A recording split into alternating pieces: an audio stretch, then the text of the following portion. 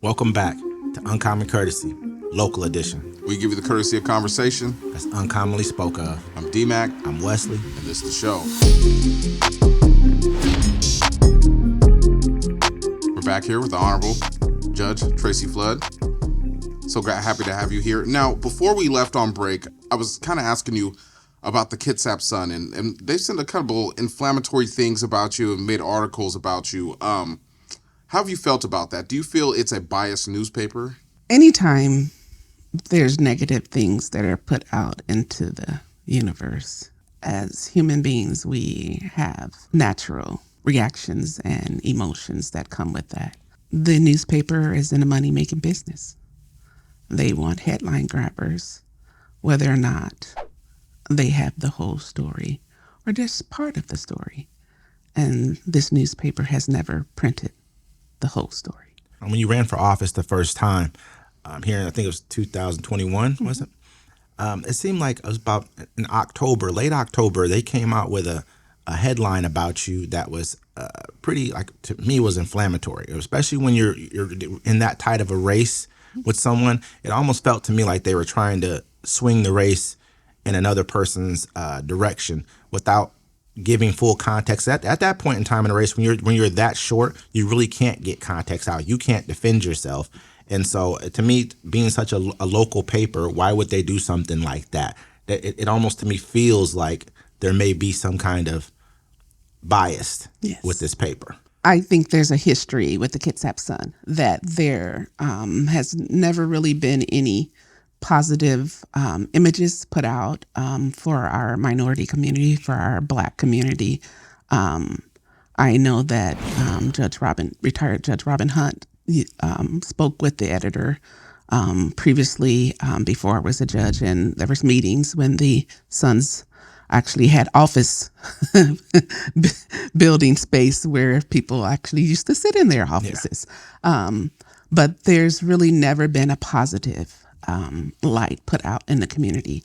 And I know that at one time we had our own newspaper. Teresa McDermott was the editor of the Black newspaper that we had. And in many ways, we're tasked with putting out our own materials and putting out our own messaging and informing our community of what we are actually doing and serving and providing on many aspects with our nonprofits and organizations that we have that are really impacting the community as a whole. And I was the first Black woman chair at Kitsap Community Resources when that came out. So again, there's some history here that there's still in this day and age in 2021 and 2022, 2023, 2024, we're still having first. And until we begin to recognize and acknowledge the history that we have in this community, that we have in this country, as to biases and our racial history, what I would term as a public lynching in the newspaper will continue. Yes, just like I'd like to point out how they did Portia Scott when she had the car accident on the road. They said that since there was a can of alcohol around her, they tried to say it was a DUI or she was suspected of drinking, and it caused traffic for hours. And it put a lot of strain on the family because the kids were trying to grip with their mother's death. There was no alcohol in her system, but the paper still put it in there, and they never apologized for it. Mm-hmm. They've actually wrote an article about me once, about 10 years ago, about an officer that pulled me over in my driveway. And, a man came and he saved my life that day, and they made the man seem like he was crazy. And I called the paper, and they didn't even care to hear my side of the story. Yeah. So they've had like you said, there's been a history of definite bias by that newspaper. But at the end of the day, print media is on its way out the door. Anyways, there's always other ways of getting your news. So back to your judicial achievements, I really like to talk about because I know you have some great programs. You had said something about it cost about $150 a day to house a person in the county jail. Yes. And your program is about, you said $35 or $15? No, not about $15. $15 a day. That's a huge difference. I'm not sure. What does that look like for, like, say, like in a year? How does that look like for a full year? So first, I want to say that as a judicial officer, as a elected judge, we are not tasked with finding funding. But this was something that was so near and dear to my heart, and knowing that this was needed in our community, that at the county level, you had the original drug court program that Judge Roof was the first judge in. I was a public defender back then, and seeing the changes and the impact that it was having at the county level. And then we have girls court now at the county level. We have behavioral courts at the county level. There's so many things that are necessary in this day and age to be able to bring justice and have a justice system that's able to function with all the challenges that we face. So as I said on my campaign trail, would bring this change, and bringing my skills of writing grants and being able to make the connections at the state level and at the county level, and those relationships that were already in place, having that support from the state and the county to be able to create this court program for our community. Yes. Was one that I said, we've got to do this. I even put in for some federal funding. We didn't get that particular grant, but in that preparation of that grant, I brought in the prosecutor, brought in the public defender. Take a look at this, because a part of it is giving their background and experience, because you're putting together the mission and what you're wanting to accomplish. And there's this sense of, oh, that's Judge Flood's program. No, this is a program for community. Absolutely. This is a program that you're tired of seeing the person down at the 7-Eleven, over at Marvin Williams, over on these streets and further down Park Avenue, at Evergreen Park, that are using drugs, that have probably already been in the court and have been told to go to get treatment. That accountability of them coming in and telling the court what is doing, it's not a traditional program. It's not traditional court. I'm not sitting there in my robe. I'm sitting there in conversation. Mm-hmm. I see them. Okay. They're not going to get it right the first time, because they have drug issues. Yeah. They have mental health issues. So it's not going to take one time. But in this setting and in this environment, it gives them hope.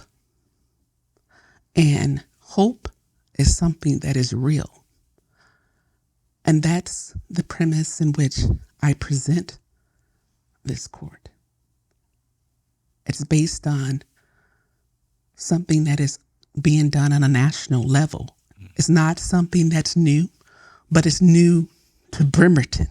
Absolutely. And because of that, comments, unfortunately, by the city council, there needs to be a do-over and makeover, and trying to make comparisons of Bremerton to the other municipal courts is unfortunate, because the other municipal courts are part-time. I can't be compared to Tim Drury, who is the Port Orchard judge, because he's only there 2 days a week. Yeah. I can't be compared to Bainbridge Island or Posbo, because they're not there 5 days a week. And your problems are, I mean to cut you off, but your problems are much broader than theirs as well. Your population's greater. Mm-hmm. It's more of a city setting here as well. So you have they're more rural settings in certain aspects yes. of those places, and it's more. We all understand the how policing is in areas like that. Those are more like family settings when it comes to policing. They may know each other. Bremerton's more like people come in and out of here all the time. I feel Port Orchard and Paulsville have a lot more crime than we do. They just kind of keep it under wraps. And then for you, Your Honor, I can understand, because you walk out of your court office and you see it all right there. It's all right there. Like, I remember I used to watch the old Judge Doctrine walk down the street with his teriyaki looking nervous, trying to hurry up and get back in the building. Mm-hmm. So yeah, I can understand that. And then do you feel that they don't like to change because it's you doing it, or do you think it's like messing up the revenue? It could be a combination of both, but I can't speak directly to that, because I can only talk and speak to what I know for sure and what we're able to do with the program. And also, I think it can come with not understanding, not being receptive. Change is not easy.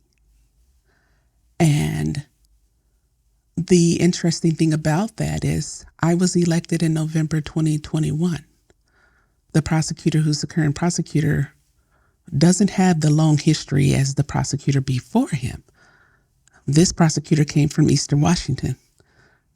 I believe he started around 2019. So when they talk about history and saying, oh, all the long-term employees, there's been a lot of turnover in the city as a whole, not just at Bremerton Municipal Court, but change in the criminal justice system in itself happens not just here, but everywhere. The challenges that we face as far as the systemic issues that exist, understanding that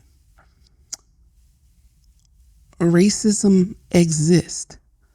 We put together many study sessions, there's been research that has been done to show that bias exists in the criminal justice system. But if we continue to kick the can down the street and not address it on the level that it needs to be addressed, you see it with the defendants all the way up to the justices, to the highest court in the land. When you first took office, it seemed like there was they said that there was a sort of issue within the court of employees, possibly some of them maybe leaving for whatever reasons they had to leave. I believe sometimes when you change administrations, people are used to who was their previous boss, and that's a lot of times that accounts for why they leave, because there's a certain way of doing business, and when that way of doing business is no longer conducive to their daily life, that may be why they leave. But they've painted it out to be because of I don't want to say use the word radical, but I believe because they had painted it to be that I'm an angry black woman that has this tone that I take and I look a certain way and that I'm angry. But that's enough of that. People leave jobs for various reasons. And that will always be the case, especially when you come into a work environment that has a backlog because of COVID. So when I started, we were in the heart of COVID. So cases were not being taken to trial. Cases were being continued and continued and continued.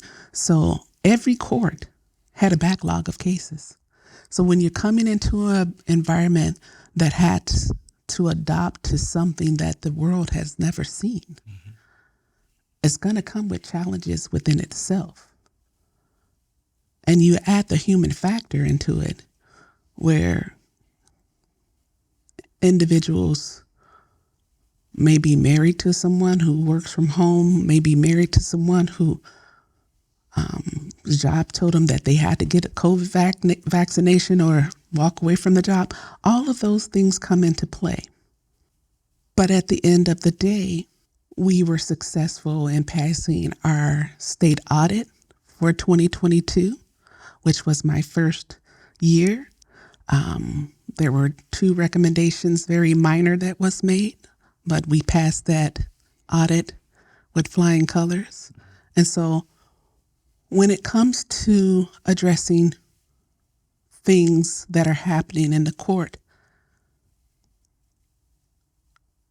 let's get the full picture. Let's just not look at, this one factor, but you also not looking at the factor that, you had 4 or 5 people that left the city as a whole. Yeah. We're only focused on the court, and it's her. and also, when you look at it, you're also speaking that there's 5 days a week that you guys were in court, and there's only 2 days a week at these other courts. So imagine what a backlog that is of 5 days a week where you're pushing, continuing so many different Yes. dates. So you came in with a much larger job, and then at the same time a small exodus of people. So you had to make this happen almost out of nothing. So that's kudos to you. And one other quick question I wanted to ask is, if you had like a magic wand for one day, what would be the biggest change that you would make to the court system? I would hire 2 more people in my probation department because of the volume. Okay. Do I have to go to school for that? Yeah, kind of, yeah. There's a lot of training, and you do need a BA degree, yeah. Well, Yes. there goes that dream. Okay. That would be the start to I would add 2 staff people to that department. I would also hire Superior Court.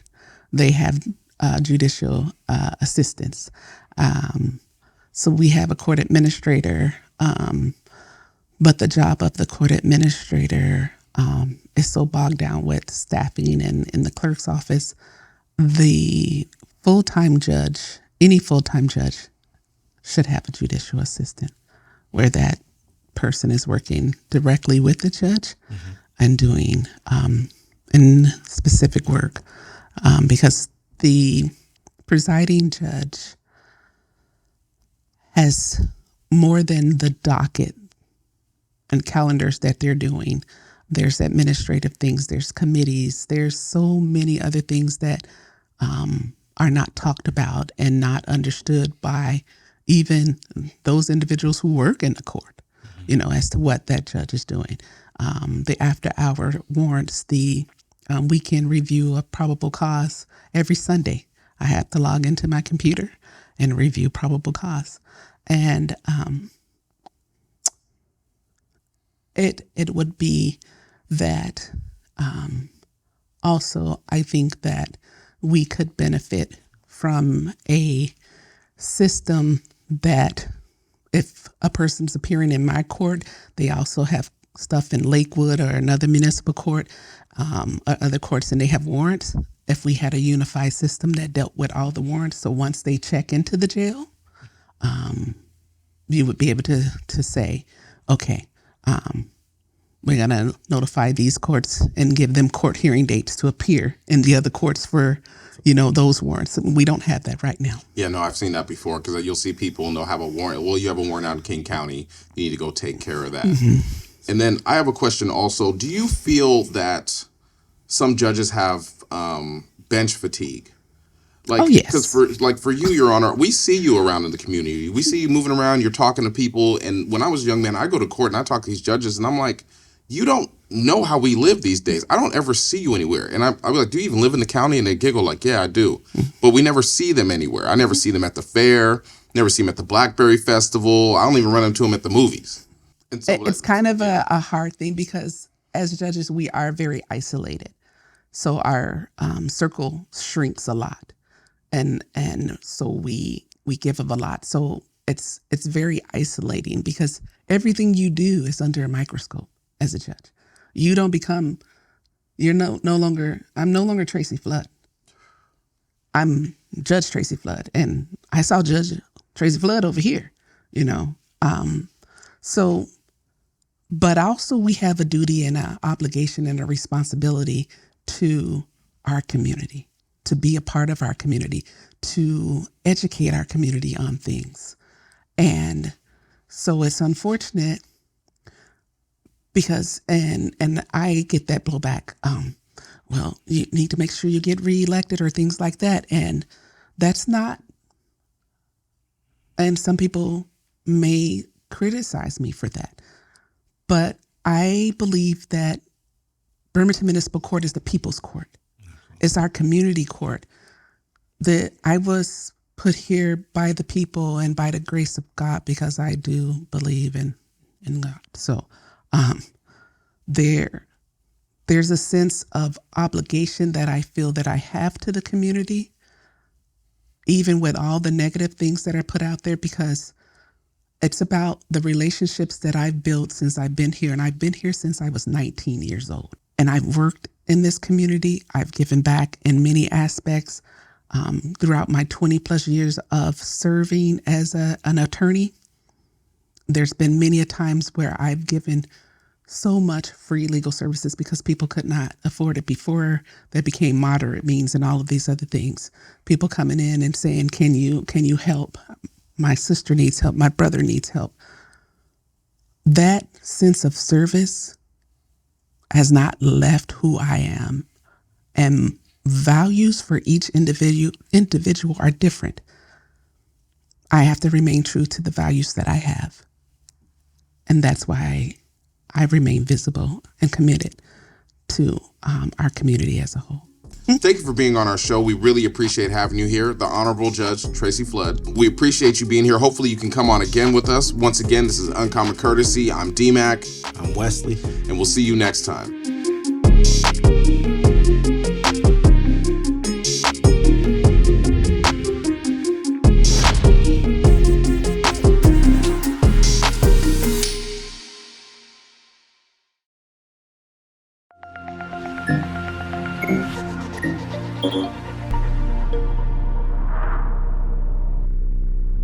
Thank you.